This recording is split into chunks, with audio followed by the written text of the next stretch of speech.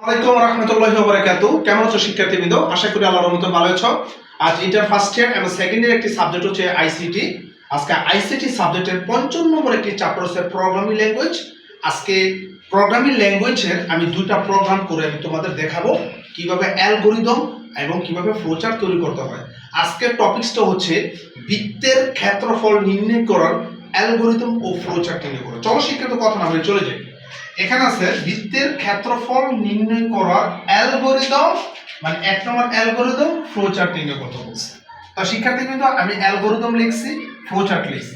এবার step 1 STEP step 1।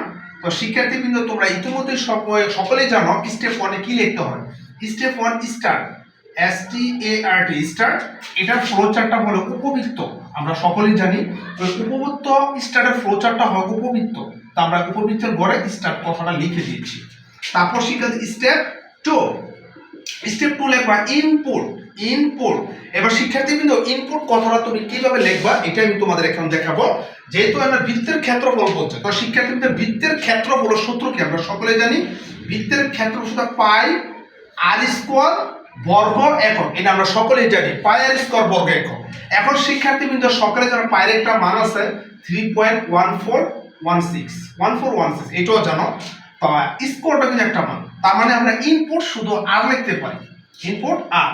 এটার ফ্লোচার্টটা হচ্ছে সামান্তরিক চিহ্ন। তো শিক্ষার্থীবৃন্দ তোমরা সকলেই জানো ইনপুটের ফ্লোচার্টটা সবসময় সামান্তরিক চিহ্ন মতো হয়ে থাকে। সামান্তরিক চিহ্নটা এই যে এইভাবে করতে হয়। তো আমরা লিখলে ইনপুট মানে কি আর। এবং শিক্ষার্থীবৃন্দ STEP স্টেপ 3, স্টেপ 3 তে কি হবে স্যার? এখানে দেখো এখানে ক্ষেত্রফল আছে। এবার বৃত্তের ক্ষেত্রফল সূত্রটা দিল, বৃত্তের ক্ষেত্রফল সূত্র। তো ক্ষেত্রফল ইংলিশ হচ্ছে এরিয়া, এরিয়া সমান সমান। এবার শিক্ষার্থী এটা আমরা সূত্র লিখছিলাম। এনা পাই আছে, আমরা পাই ঠিক লিখবা। এনা আর স্কয়ার আছে, আর অফ স্কয়ারটা দুইটা আর লেখা যায়। তো আমরা স্টার চিহ্ন দেব, আইসিটি ভাষায় গুণের স্টার বলে। স্টার আর কি স্টার আর। এটার ফ্লোচার্ট সবসময় 3 নম্বর ফ্লোচার্টটা বলে আয়তক্ষেত্র। এই চিহ্নটা কি বলে?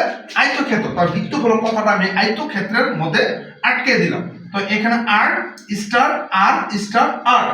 এবার শিক্ষার্থীবৃন্দ STEP স্টেপ কি 4। তো শিক্ষার্থী যেহেতু আমরা ক্ষেত্রফলের সূত্র দিয়ে ফেলাইছি, লাস্টে 74 নম্বর স্টেপ হচ্ছে প্রিন্ট, PRINT প্রিন্ট। তারপর লিখে দিব AREA এরিয়ার ফ্লোচার্টটা সবসময় 2 নম্বর স্টেপটার মতো সামান্তরিক চিহ্ন আমি আরেকবার রাখলাম। তারপর লিখলাম প্রিন্ট, PRINT প্রিন্ট মানে এরিয়া।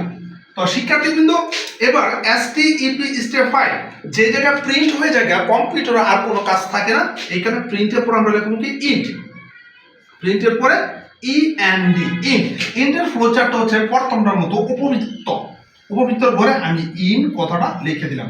অর্থাৎ শিক্ষার্থীবৃন্দ আমার বৃত্তের ক্ষেত্র নির্ণয় করা অ্যালগরিদম ফ্লোচার্ট প্রোগ্রামটা হয়ে গেছে পুরো কমপ্লিটলি।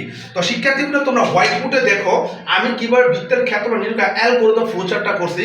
তোমরা এখনই খাতা কলম নিয়ে এখনই প্র্যাকটিস করো, আশা করি তোমাদের উপকারে আসবে। ইভেন যারা পরীক্ষা দিবা আগামী যেমন 2 তারিখ থেকে আগামী মাসে পরীক্ষা শুরু হবে, ওইসব 2026 সালের পরীক্ষার্থীর জন্য এই ফ্লোচার্টটা খুবই ইম্পর্টেন্ট ম্যাটার। তো তোমরা হোয়াইট বোর্ডে দেখো কিভাবে করলাম, এখনই খাতা কলমে প্র্যাকটিস করো। তো শিক্ষার্থীবৃন্দ আজ এই পর্যন্ত, আগামী ক্লাসে নতুন কোনো টপিকস নিয়ে হাজির হবো। আজ এই পর্যন্ত থাকবে, আল্লাহ হাফেজ।